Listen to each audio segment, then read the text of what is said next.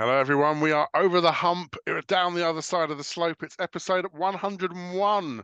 I'm going to have to start taking my socks off to count these as well now. I'm delighted to be joined by Alex, Marianna, and Phil. Hello. Hi. Yeah. Hi there. And we're on to New Orleans, as someone once said, almost paraphrasing. So we don't care about the Eagles anymore. We're looking forward to rolling into New Orleans and seeing what we can make happen. Marianna, maybe if we start with you, this isn't the New Orleans we've been used to facing in years. Their successful coach has gone somewhere else. Yeah, and not had great success there either, I believe. Yeah, this will be a different team that we've faced for a few years. Although it was looking like we might face Derek Carr, but I think he's possibly injured, so we might be back to a familiar face in Jameis Winston again. I need to.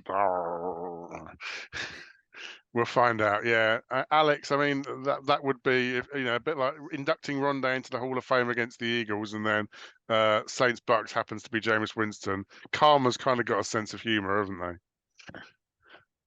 Yeah, absolutely. I think it's if Jameis is playing, I haven't got anything against him. He's a great bloke. Did a lot for the organisation when he was here. But you see Jameis and he sort of licked the lip a bit because that if he is generally teams throw it a lot when he's in under centre. So defense could be looking to have quite a good game maybe if he is in. So could be a fun one to watch.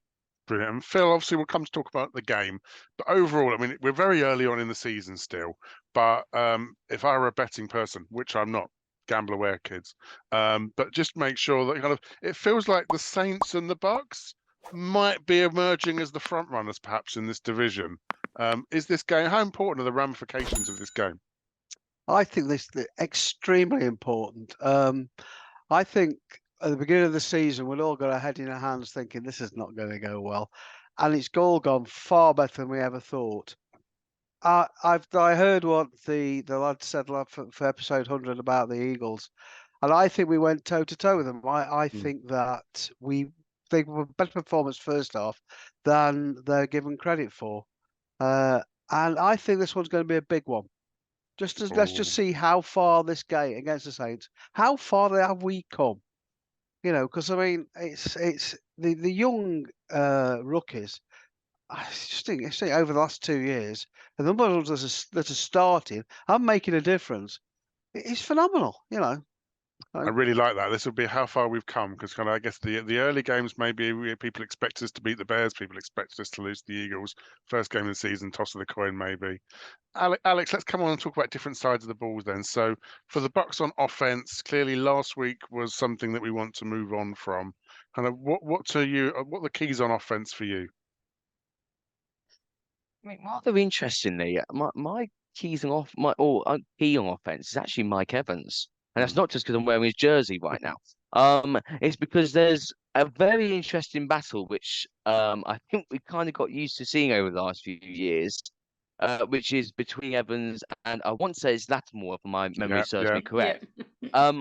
They clearly don't like each other on the field. And they're always trying to wind each other up. And we normally do see a little bit of coming together, shall we say. That battle I think is going to be really important. Which player can get the upper hand? Is Evans going to get into Lattimore's head? Is it going to be the other way around? Are we going to see the Evans that we saw last week, which we've already discussed that in episode 100, so I won't go into that anymore. But Evans I think he'll want to put that one behind him very quickly. So that's a big key for me. See that battle. I'm going to enjoy watching that one. That's a really good one. Marianna, your key on offense for the Bucs? I think we need to change it up on that run game. I really do. I think we need to potentially look at maybe trying the young lad Tucker, or I don't know that Rashad White's playing the way that he did last year, but we need to get a run game going. That's really interesting. So, I mean, I guess we'll come on to magic wands and things, but obviously the run game is a combination of the running back and the offensive line. So I guess you're keying on the running back as distinct from the line. Do you think that therefore it's more about the backs upping their game? I personally, at the moment, I do think there's an element of that. I don't think the line's playing awful. I think like against the Eagles, we were playing against a much higher level sort of defensive line, but they've given Baker Mayfield enough time that he's not had to like rush every every play, like when last year when Brady was having to almost hurry up every snap. Baker has had some time to find plays, and he has had time to, and he can get out of the pocket. So personally, I'm putting it on the back. I don't know if Rashad is just not making the right decisions, or what's happening. If he's just not right in the, he's just not making some of the runs that he made last year. And I've seen some better stuff out of that. It's Tucker, isn't it? When he comes on. Yeah. He's had a couple of nice little runs instead. So he's a change of pace back, and it's Yeah. bad if we ever see Keyshawn Vaughn dressed up for the game. So we'll see where we get to. Phil, your key for offense. Well, again, it's the running game again. Rashad White didn't do too bad in the first 2 weeks, but against the Eagles, and let's just don't forget, we are talking about the NFC champions who nearly won the Super Bowl here, and they've got tremendous defense and tremendous defensive line. But I just felt that we need to show a bit more variation in the run game. But it's because this, I said earlier on, how far have we come? Let's see how far, if the running game can actually reboot and start again. I think it's quite a crucial game in so many areas on offense. Baker Mayfield, to me, is still looking like the comeback player of the season so far. And I will just to see how they go, because they have got quite a good front defense, to be quite honest. It's going to be an interesting game on Sunday. Very interesting game. That's really true. I think my key to the game would be exactly as you say, Baker Mayfield. And the key to him is just to keep doing the same. Don't let the interception get you down. We're not expecting you to win the game. Just keep doing great stuff. And I think that's good things will happen. One thing about Baker Mayfield I didn't realise how a tough cookie he is, though. He doesn't, he's ducking challenges, he's running for his life, but he just keeps going. He's got he knows it's his make or break season, and he's really going for it. The spirit of Fitzmagic lives on through Baker Mayfield, clearly. But at the same time, we don't want to see him like get injured or something through doing that. So sometimes it's better to take the sack than to try and get out of it. Or oh gosh, don't even keep. I'm finding something wooden to touch, but we all thought if he does it, it's Trask time. It's okay. Carl Trask will step up. Some people thought we'd be seeing Kyle Trask, but perhaps for a different reason. Let's find out. Alex, we'll stick with you. We'll flip to the other side of the ball for the defense. Then we had a discussion in episode 100 about how aggressive you should be against various teams. How aggressive should the defense be going in against the Saints? Oh, we've got to go for it. If Jameis is under center, you have to go for it. Thinking back to when he was our quarterback, he panics when the pressure comes through the offensive line. So don't get me wrong, he can scramble, but we know he doesn't go through his reads. So I think we need to be really aggressive. We need to try and get to Jameis as much as we can. Try and show again variation, maybe show some fake blitzes and that sort of thing. Really try and get Jameis thinking. If we can get him panicking, and there's we got some players on the team who were with Jameis when he was there, so hopefully that their information will be really valuable coming up to Sunday. But I think we've got to go and hammering hard if he's under center. I think it's a really interesting point, a combination of the aggressiveness, but also the tactics. I think things like rotating the coverage, you're right. Showing one look, changing to another. Yeah, it's going to be a real cat and mouse sort of game. Marianna, for you?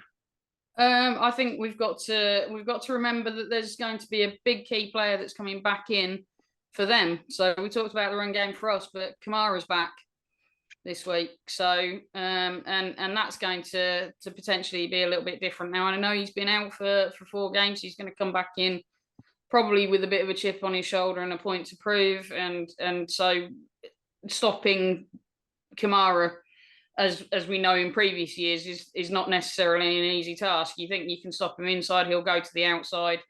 He can catch as well out the backfield. So he makes it a different team from the team that's played the last 3 games as well. True. They've actually had Taysom Hill lining up as a tailback, haven't they? And they've been handing him the ball off. So yeah, I think it's going to be really interesting. And I think again, coming back to what Alex was saying then about the level of aggression, if you're super aggressive, that's when Kamara will kill you on the draw or something like that. Yeah, I mean, if I can just go on that as well, Kieron, I get what you say completely there. Now, I think on the flip side, you could say if we are super aggressive and we're showing those blitzes, and we are calling those blitzes, fingers crossed, not guarantees, if we can get that get the line of scrimmage, full of our players, hopefully we know what Kamara's like. Yes, he's good at dancing around, he's good at finding those gaps, he can get through them. But fingers crossed, maybe we could get enough players on that line that we do really limit Kamara. And maybe I'm clutching at straws a bit here, but the fact he's not been playing for 4 weeks, a little bit behind, might not quite be up to speed. Maybe that might play into our advantage. As Marianna said, maybe he's got a chip on his shoulder. Hey, he could go and get 200 yards or something.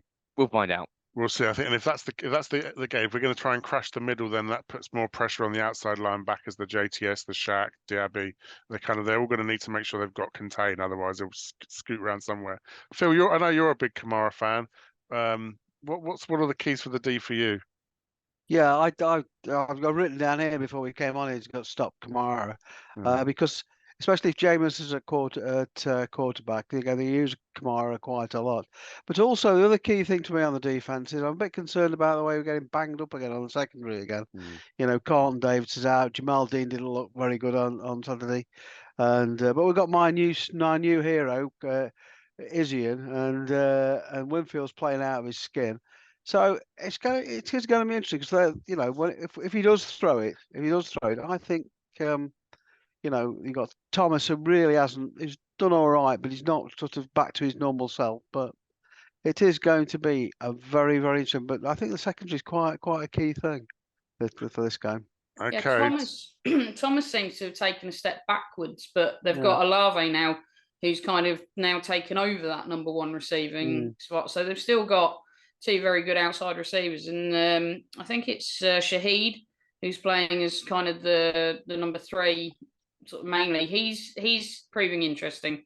Not that I've been following the fantasy or anything, but he's been proving quite interesting because he's been quietly getting points, and he's kind of again another sort of almost change of pace sort of receiver. He can be quite shifty and find space in the middle. So I think we need to not necessarily focus on Thomas, but more on Olave because he seems to be getting the yards this year.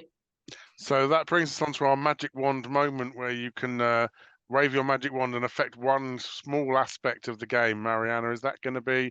Are you going to hit Olave over the head with your wand, or?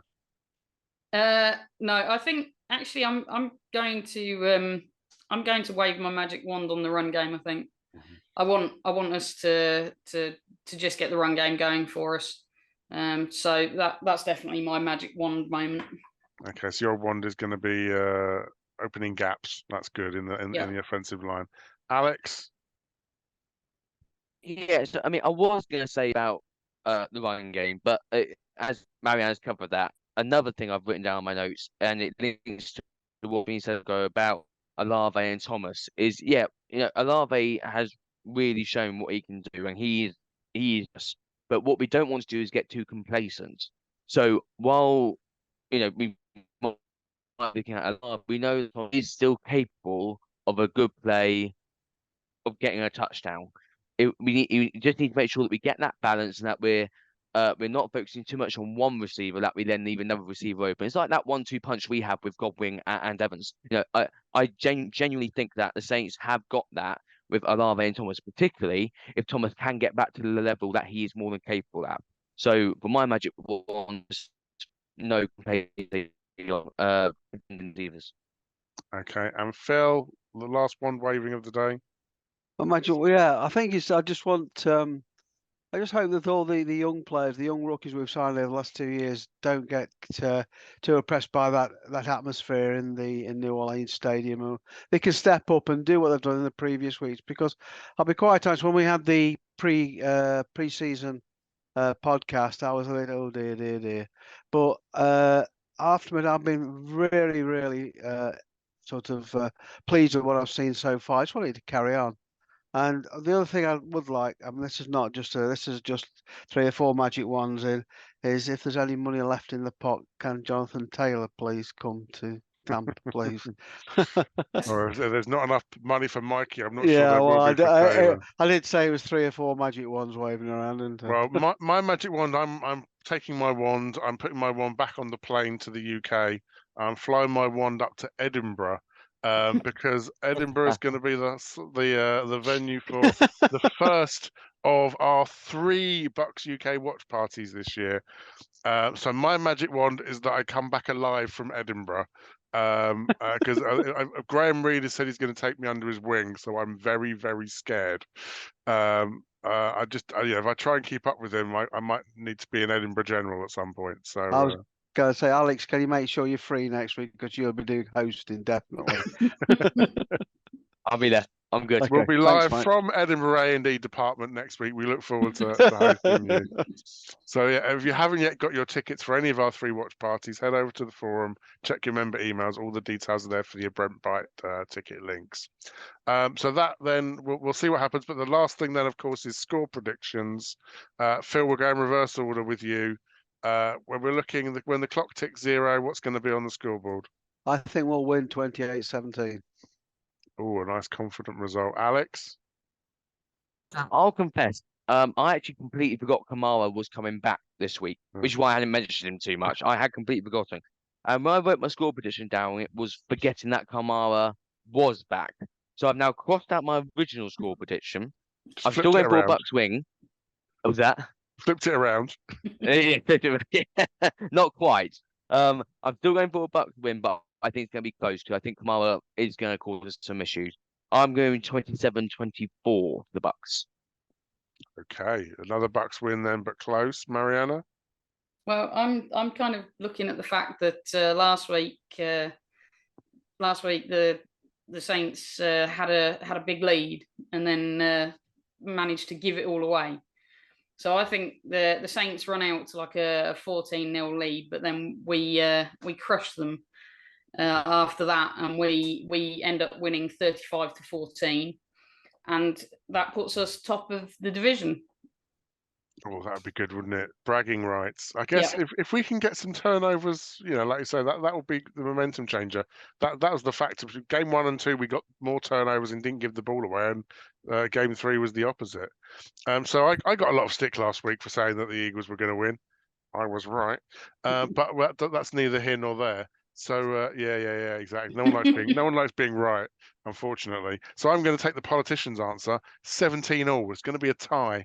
I think I realize that's a lot of overtime to get through, but I think maybe at the end of regulation, it might be 17-all. Overtime could be who wins the coin toss, but I think it's going to be super close. I think it's going to be this for me is America's game of the week. Never mind whoever the Cowboys are playing.